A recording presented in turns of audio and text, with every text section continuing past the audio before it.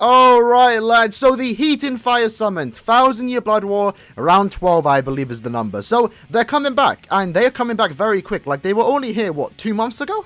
So, it's surprising they are coming back. But lucky for you, lads, if you do want to summon on this banner, the banner is actually pretty good. Besides the iffy rates that we've talked about many, many times, you know, starting at 3%, working up to 8, and then resetting back to 3%. The filler characters are nice. You know, for the most part, in 2021, every 1,000-Year Blood War banner that we have received that has returned have all been pretty good fillers. I mean, look at this. It's a full manga character banner. If you get a 5-star here, lad, you're getting yourself a manga character. And I can definitely see the use for every single character here, even someone like Yeshu, so let's talk about it. So this is the step up format. As always, it is a cycle summon, so it's going to start off at 3% for 50 orbs, and you're going to go down to step 5, and it's going to cost you 250 orbs, but it will be an 8% rate, and that's actually the very good one, because it's the guaranteed 5-star step.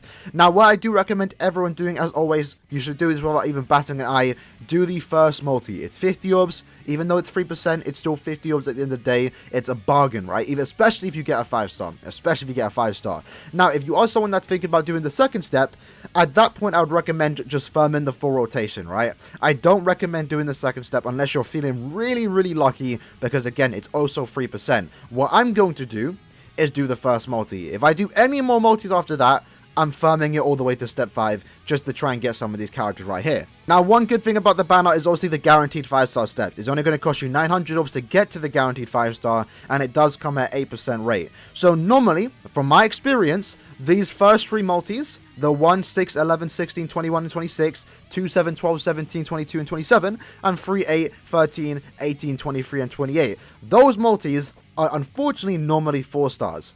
And this one, the 4, 9, 14, 19, 24, 29, when they are 4 stars, they do hurt the most because it is a 6% rate.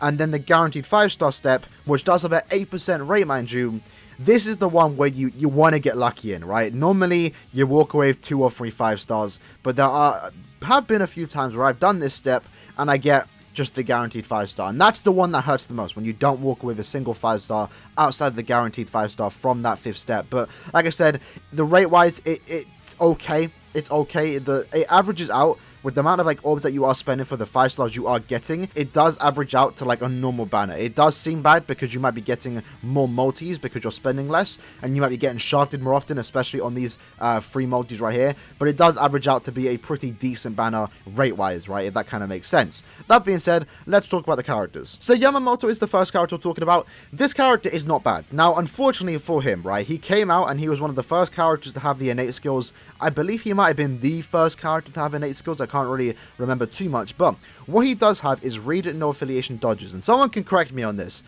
It was good because also you can farm Hogakus, but now since they've added more characters with that, for example, the most recent Spirit Society Shinji, he is a tech character, but he has read Sorupa dodges. So I'm pretty sure if you pull this character in the hopes to try and farm Hogakus, you can't even do that because it's no longer no affiliation characters, which is kind of dumb how they've done that, but just kind of exclude this part unless they have changed it and it's still no affiliation. I'm pretty sure it's Sorupas now. Unless they've changed it, this right here is basically a throwaway for the most part. But everything else about this character is actually pretty nice. He's immune to fire. He has Immolator, which is essentially every 5 seconds, he has a 5% chance, I believe, to inflict the burn. And obviously that goes well with the character because he wants to do more damage to burnt enemies. So pretty good, right? Berserker plus 20, Bruiser plus 20, Debilitator plus 2, Devastation 40, Frenzy, Havoc plus 20, and Sprinter plus 1 makes him a pretty fun character. He does have the no affiliation killer, so if you are in need of a no affiliation killer, he is definitely probably one of the better ones out there. Now, if you do care about his kit, his strong attacks are basically 2 lunges, right? His SA1 is a lunge, his SA2 is a lunge, and his SA3 is a 1200 full screen. So, as far as characters go, he's definitely one of the better ones out there. He's nothing like too amazing, but what he is a fun character. I haven't used this character because I don't have him, but I do want him. Like, it's northwest, southeast. I'm not sure the exact abbreviation for this Yamamoto, but it's the one where he has the fire cloak around him. His in-game model looks really cool. The special animation looks amazing. He's a really cool character, and I really do want to get my hands on him. He can clear content, so if you want him just to play around with him, if you like the character, then he's someone that you can use. But if you are someone that has a lot of characters and you're thinking, I don't really want this character, but do I need him? That really comes down to you, because he has his uses. It just comes down to where you want to use him, right?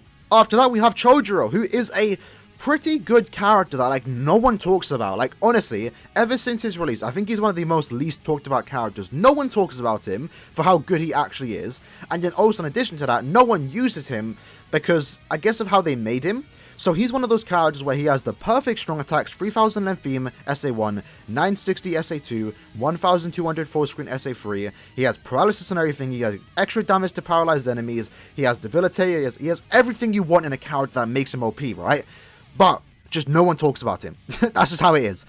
So again, this is a character that you definitely can use. He is basically designed to be used in GQ. Lucky for him, you can also use him in every single piece of PvE content that the game has to offer. So he has that going for him. He's just overall a very good character. If you do struggle in the Captain Week of GQ, this might be a character you want to pick up. And another good thing about him is that he is Chojiro. This is mainly for Chojiro fans out there. I have him. And I'm going to be honest, I've never used him. I don't need him because I have 1000 Year Blood War round 14 Ichigo. And I think the same thing might happen for you, lads. Like, this character is useful. He has his uses and he's actually very good. It's just, I don't really ever see people using him. The only thing I'd see people using this character is if they're Chojiro fans. So do keep that in mind. He's a very good character. And he will be useful. But if you have round 14 Ichigo, he might just be collecting dust in your box. That's just how I see it. That's what has happened to me. I pulled for him, I got him to level 10 SP, I used him for that 1 week in Captain's GQ, and then ever since I pulled Ichigo, I've no longer ever used him. So, he's an okay character, he's actually very good. It just comes down to you if you are going to personally use him, because if you do use him and you make the most out of him, then you will be enjoying this character because he's actually very good. And very fun too. I do like his visuals. After that, we have Zombie Izuru. Now, this character is definitely one of the better NAD characters out there that don't have guard break. That's essentially the best way to describe it, right? He has weakening and everything. His SA2 is a group in Vortex, which is actually very good for this kind of character. He has a 30% bruiser, which is on the lower end, but for what he actually does, he actually is pretty nice. He has a 20 DR, so even if you don't even want to use this character, he's always going to be a very good link. He has Flurry, Poise, and Last Ditch Survival, and that is obviously without the bonus ability. So if you really want to make this character a zombie, get him to 15, 15, 15, and give him Last Ditch again, and now he has 200% Last Ditch, and you could actually auto some content with this character because of that. So what you're going to do with this character if you do pull him is potentially use him in PvP. I have seen him be used in PvP. Even though he is a ranged character and they aren't really all too meta in PvP, I actually have lost my few fair share of games losing to a character like this because he used his ult, because he kept reviving. So he can be an annoying character in PvP. You can use him there. You can auto content in PvE and then also in Guild Quest, right? Which is going on right now. The ranged Hollow Week of GQ. He is one of the 3 characters that have Flurry that you want to have as a support. So if you do struggle in the current Hollow Week of GQ, the hard one more specifically, this might be a character that you do want to pick up. Now, unfortunately, when it comes to being used in GQ, he doesn't have the freeze immunity. So if you do want to use him for GQ, you do need to make sure that he does have some kind of status element links to make sure he is immune to freeze, and that is only if you're using him in there. But everything else about this character is actually fairly good. I really do like his gameplay. The only bad thing about him per se is that he doesn't have guard break. So if that's a deal breaker for you, then he might not be a character that you want. But like I just mentioned, he is useful in pretty much all pieces of content in the game. Whenever he's an epic raid bonus, he's amazing. He's good in PvE, he's good in co-op, he's good just in autoing in general. You can use him in Guild Quest, you can use him in PvP. So overall, that makes him a pretty good character in my opinion. And he's also a pretty good link. In addition to having that as the main banner, right? So we talked about the 3 main banner characters. They're the ones that are being promoted. We also have some very good fillers, and that is 1000 Year Blood War round 10, starting off with Uryu. Uryu is actually a pretty good character. People try to say he's mid, but he's really not. Like, he can do what you want to do, right? So his Sobom heals. He has the Element Reversal, which if you don't know what that actually is the only character to have in the game. Essentially what happens is if an enemy inflicts a status element on him, he reflects it and then heals. So in a situation, and unfortunately it doesn't reflect onto the, pause on the floor, so you can actually still get inflicted with status ailments, you just can't get inflicted by it from enemies, right? And that makes him a pretty fun character. Like, he might not be anything too amazing that everyone's going to use because he clears really, really fast, he clears really safe, which he does do actually for the safety part. He's just a very fun character. Being able just to auto content and just non-stop get heals or bring him into co-op and just know that if you're about to get hit or you're about to die and you can just let an enemy hit you and then inflict you with the status up and now boom, you're at full HP. So I think he's a very fun character. You can use him in Senkamon, you can use him in Epic Raids. He's just overall a pretty good character. Now if you are someone that's very stingy when it comes to strong attacks and you don't like range collision. He does have it, but personally it really doesn't ruin the character. His SA1 is a pushback, his SA2 is a vortex, and his SA3 is a 1200 full screen. So I personally think this character is actually really good. He isn't anything like, you know, top 5 tech, but he's definitely up there as one of the better tech characters in my opinion. I think he's actually very fun, very cool, and very safe. After that, we have Drugum, which is the second best PvP character in the game. So if you are someone that is struggling PvP and you don't have Drugum, you definitely want to pick him up. So the only character that is better than this character is his counter, and that is Kanfi or Tsukushima. So the thing that makes this character so good is that he has weaken and everything, he has damage taken minus 16%, so he's taking less damage. He has the Squad 0 killer, so any Squad 0 member that you see in PvP is going to be getting clapped by this character. He has Brave Battle Counter, so anyone that does damage to Drugum is reflecting that damage, so they're reflecting 20% damage back onto them. In addition to that, he's immune to damage for 10 seconds, so you've seen him probably already. This character is everywhere in PvP, he's still meta, he's going to be meta for a very long time, and he's been meta basically for an entire year, right? So this character, he takes no damage for 10 seconds, and those 10 seconds where he is taking damage, you are also reflecting that damage back. So very cool, very nice. Flurry, Pierce Barrier Poise. He's just one of the perfect PP characters in the game, to the point where they had to release a counter for this character, and even then, he's still in the meta. Even though he has a counter out there, he's still literally going alongside Kanfi or Tsukushima. So, perfect character in PvP. If you struggle in PvP, if you need him, definitely this might be one of your few chances to get him. He might return in a future banner, but he is returning in a banner like this, which is good, so I definitely recommend summoning on a banner just for him alone. Honestly, just for him alone, it's worth summoning. And then we have Basbee. Now, Basbee, unfortunately, he's funny enough the best of the three. If you depends on how you look at it, he is the best of the three, but at the same time, he's probably the most boring of the three. It really depends on who you are, right? Now, the reason why I say that is personally because if you look at Drugum, when Drugum came out, he got, like, unique skills straight to him, right? He had the 10-second invincibility, he had the Squad 0 killer, and he had the Brave Battle counter, right? So it made sense when he had that. Then you had Uryu, who had the status element reversal, only character to this day to have that skill in the game still. But then you have Basbee, who didn't have anything too unique. But having said that, he's still a very good character. SA1 is a lunge, SA2 is a 960, and his SA3 is a charged strong attack. He has an increased chance to inflict the status element against power attribute run cards, which is going to be very important for that month when we do go against run cards for inheritance trials, because he's going to be the best character for that. So he's actually one of the better speed characters in the game. I would say potentially top 3. But when it comes to uniqueness, compared to Uryu and also the Drugum, he definitely falls short. But having said that, he's still a very good character. It's Basbee. He's voiced by Josuke. I really do like him. I don't use him because I have 5th Anniversary Byakuya Max Transcended, but I do know when Inheritance Trials does come around with a Rankas, I'm definitely going to be whipping out dust in this character to use it, because he's definitely going to be shining there because he's a very good character.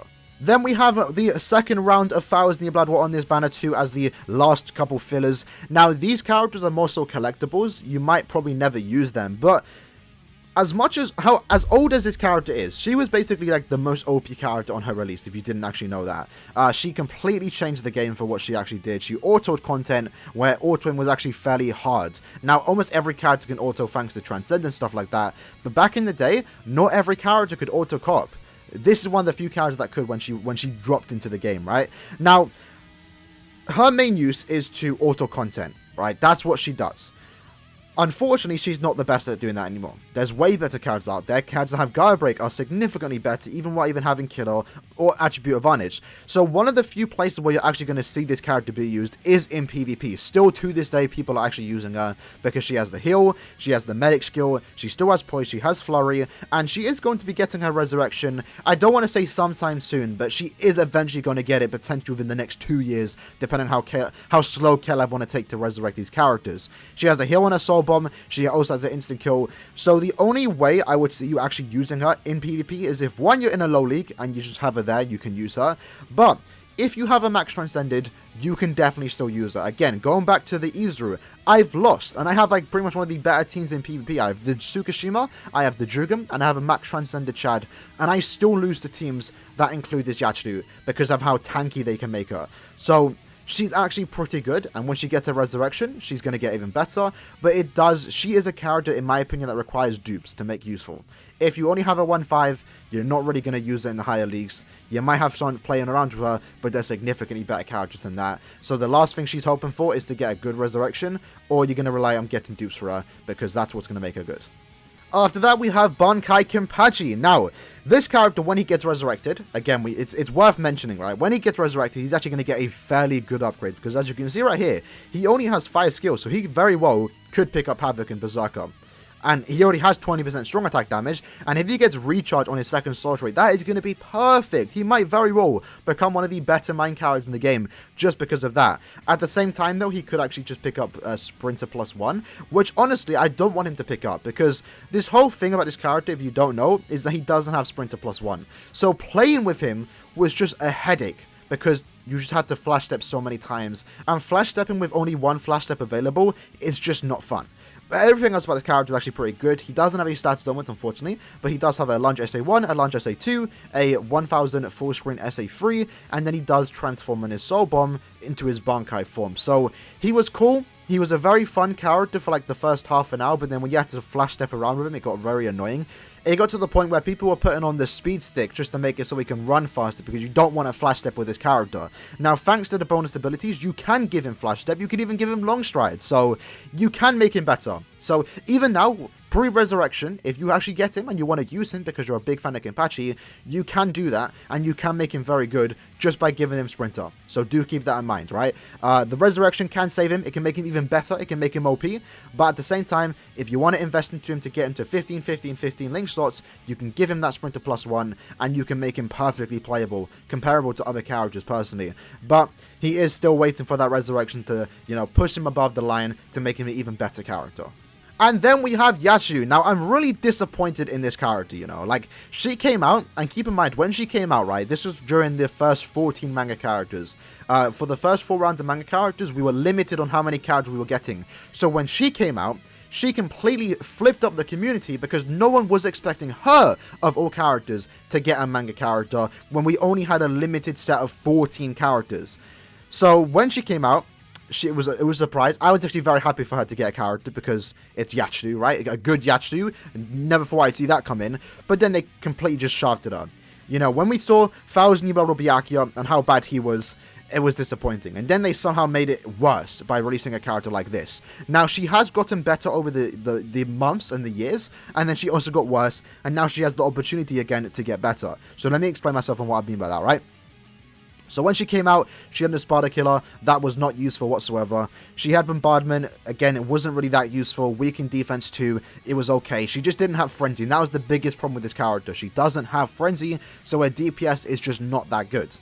Then comes around to the new GQ, where characters like this were actually very good, right? You have Bombardment plus weak in defense. If you get her 5-5, she is going to be a massive nuke, and that's where people were using her, but then they changed up GQ, introduced a hard difficulty, and you can't even use her anymore because she doesn't have Frenzy. So her resurrection really needs to give her Frenzy, and if she gets that, then she's great. She's usable. If not, then she's going to just keep collecting dust like she has been since her release.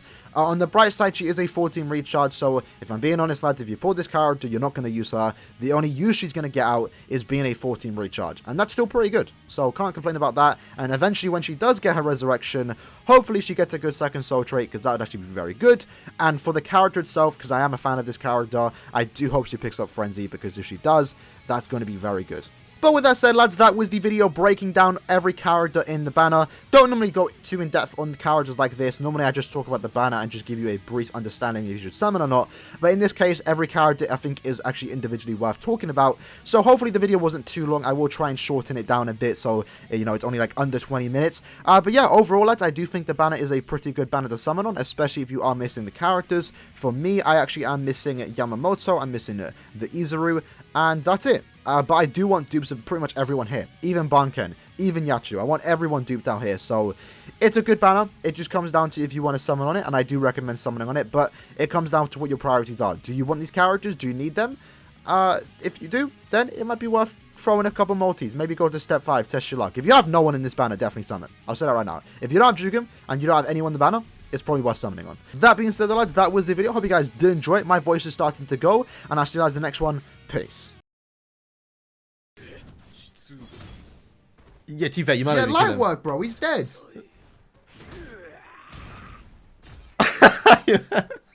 He's dead, Joe. Why does everyone stay alive? Like, every time I kill someone, they stay alive, bro. What's this game? Everyone could just revive, can't they? They didn't even have Elizabeth there.